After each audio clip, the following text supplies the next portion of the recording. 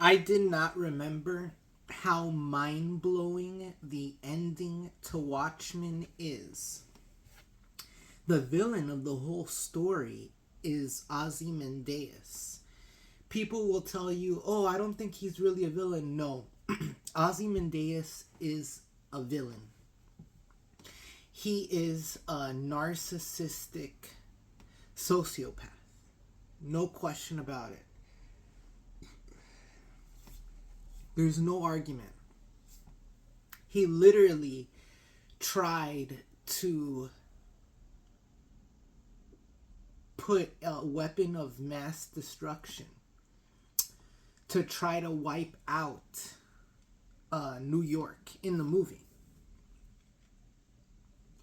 And the weapon of mass destruction is an interdimensional squid, right? That they were experimenting with other dimensions, and he's able to teleport in this like Shuma Gorath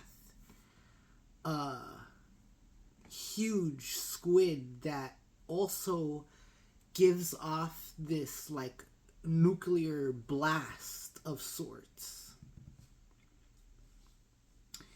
And this part 2 is the conclusion to part 1, and you know the animation is of the highest quality. And when we're talking about high quality animations that are adapted from comic books, another one comes to mind: Steven Spielberg's The Adventures of Tintin. That's one of the best comic book movies, and also a great action movie. Like, if you love Indiana Jones, you're gonna love The Adventures of Tintin. It's kind of like Johnny Quest, but we're talking about Watchmen here, and the Watchmen film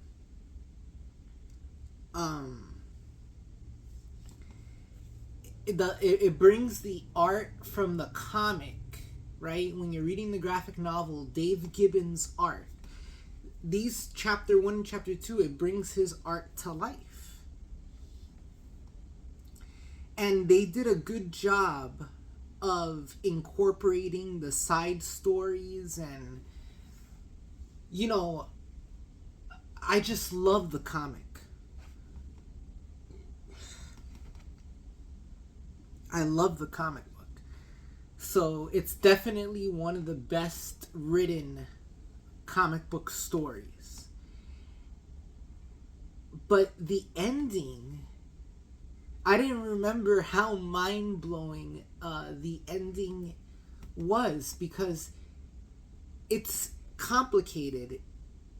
If they bring out all the conspiracies and all the threads that Ozymandias laid out, right? And I totally disagree. I'm on Rorschach's side. Bring the truth to light. But Dr. Manhattan weighs the odds that they're going to make a decision not to tell everybody that Ozymandias was behind this disaster, because Ozymandias is going to look like the savior. Now, all right, in the light of this disaster, see, these are the things that this comic was trying to say things about real life, all right? This dude created a disaster so that he could be the hero, Ozymandias. Rorschach wanted to bring that truth to light. And Dr. Manhattan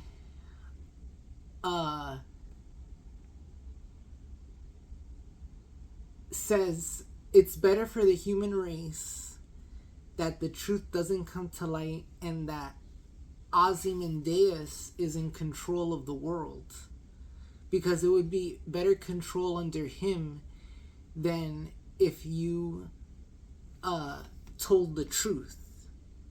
At least with him, you know what you're getting. That's what the meaning of it was. At least with at least them keeping that secret that Ozymandias was the mastermind behind the disaster.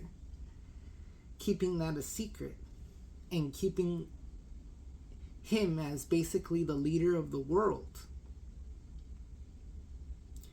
Because what did he say? That he wanted to unite the world under this threat of aliens.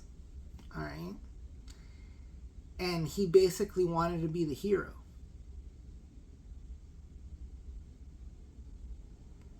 So that Earth could trust him. And Ozymandias is like this futurist that has future technology and everything. Alright? And Mars plays a part of the story. And you start to think about how does Mars have to do with these superheroes? Well, Dr. Manhattan wants to leave the humanity, which is so weird because he was born a human, right? And you start to see that Dr. Manhattan, even though he looks like physically like a Superman and everything, you see that he's flawed himself because he wants to isolate himself from beings that are like him. So he just becomes disgusted with humanity.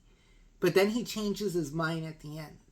I don't remember why he changes his mind. But it's such a weird ending because it really makes you think. And then Night Owl and his girl, Scarlet, are just go with the lie in order for them to keep their relationship intact, keep everything normal, right? Keep their identities a secret. And instead of all the craziness that would ensue from revealing the truth,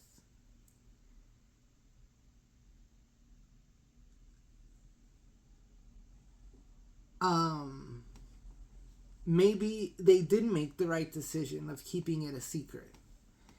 And Rorschach is so, I think, impulsive at the moment that, yeah, Rorschach in a way was not a hero. He himself was kind of like an anti-hero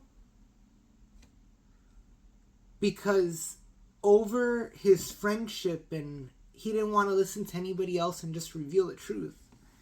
But yeah, it is a controversial situation because Ozymandias just killed like all the people in New York with like his weapon.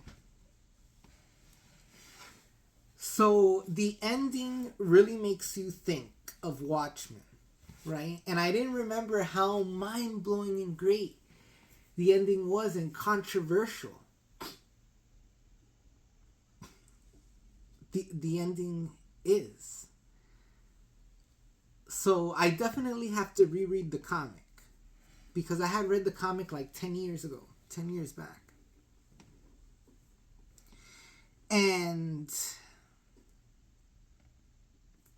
you know, the comic book, the movie, the live action movie is great, and it's such a great thing that they made these 2 animated chapters, because the HBO show that they made with those live actors, it was horrible. They made some HBO Watchmen show that had nothing to do with the comic book. And it was like really bad and unwatchable. But these two, this is an animation masterpiece. This Watchmen Part 1, Part 2, it's on the level of Mask of the Phantasm. It's on the level of Mask of the Phantasm. You know, I'm hoping Creature Commandos is going to be as good as this Watchmen, these 2 Watchmen movies. Because if you put them together, it makes up 3 hours. So, check it out. Check it out.